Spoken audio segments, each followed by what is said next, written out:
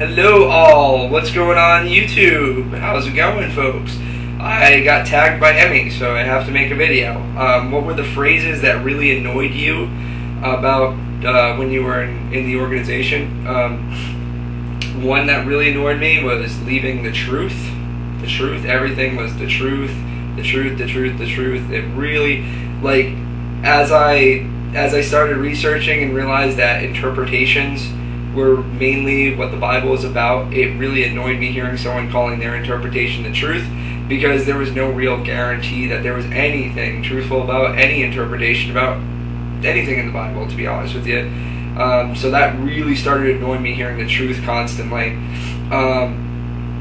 Thus and hence were just, I used to zero in on those. They're not like everybody thinks about the phrases like household or stuff like that. No, thus and hence were just the worst for me, because one of the things is, when you're reading, you may see this on thesis statements, right? If you're ever reading thesis statements, I don't know who's going to be doing this, but I guess go ahead and search online to buy thesis statements for people.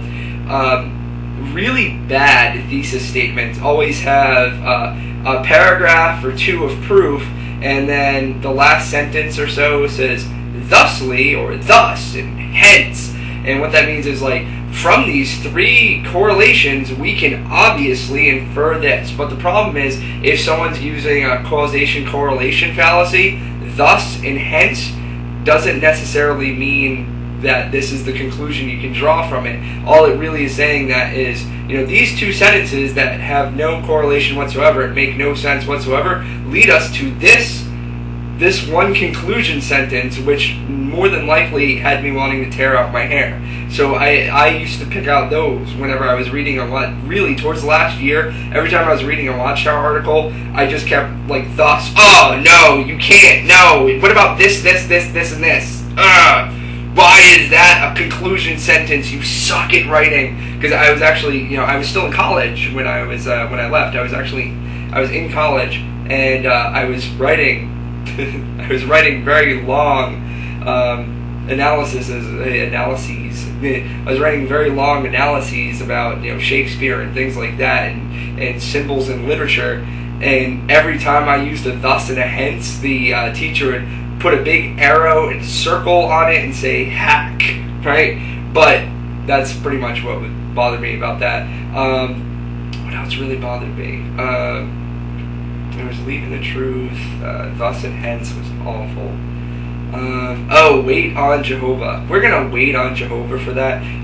One of the things that I always heard with wait on Jehovah is go with the flow. Just go with the flow. Even I was actually told once, dead out, straight on. Now, it wasn't by an elder or anything, so let's not get that idea in our heads. But I was actually told by a sister who'd been a sister for a very long time. Her daughter got disfellowshipped, and she was telling me about how she's like, look, I know you're a thinker, and I see you at meetings writing down notes. Little did they know what I was writing, but I see you at meetings writing notes. You're really vigorous writing notes, and I just want to let you know that you're probably going to find problems with what the Jehovah's Witnesses teach, especially if you're researching the Bible as I see you every meeting. That's always a good sign when I was out in service. It's just like, I just want to encourage you to, go with the flow. Even if you think something is completely wrong, or if something is happening that is just doesn't seem just, you should just go with the flow. I think people... I know some strange stuff happened when I left, because something like, there was one elder ended up leaving the congregation, but oddly enough he left the congregation for another congregation that he just happened to not have to move for. And two elders stepped down. One or two were removed, if I'm remembering correctly. I actually mentioned sometimes that the congregation that I was in with active Jehovah's Witnesses, and they actually tell me like, oh, I've heard about what happened there. I don't know, after my time, but I think what happened is, I'm one of those people. I can smell bullshit coming a mile away. If someone's trying to feed me a bullshit line, I'm gonna zero it out and tell you, like, dude, you're giving me bullshit right now, and I'm not couldn't handle that. So she was telling me, go with the flow. So even if something's wrong with the organization now, just go with the flow, because Jehovah will fix it in His time. Just wait on Jehovah. And my biggest problem with that is, I made a video about this, obviously, because certain phrases I would always pick out. But I made a video saying, like, hey, look, this whole wait on Jehovah thing, how do you know the person not bringing up the problem isn't Jehovah's way of bringing it up and fixing it? How do you know? Just because I'm not an elder doesn't mean that Jehovah can't use me to say, like, hey, it's time to clean out the organization, or whatever. Not to say that I'm not the guy to clean out anything. So, trust me, the house is a mess right now. I don't clean. Just the way it goes, I guess. Are there any other phrases that I really were annoyed? So I'm going to give you 3 and then one thing that just kind of bothered me. First thing, the truth. I can't stand that. Bothers me.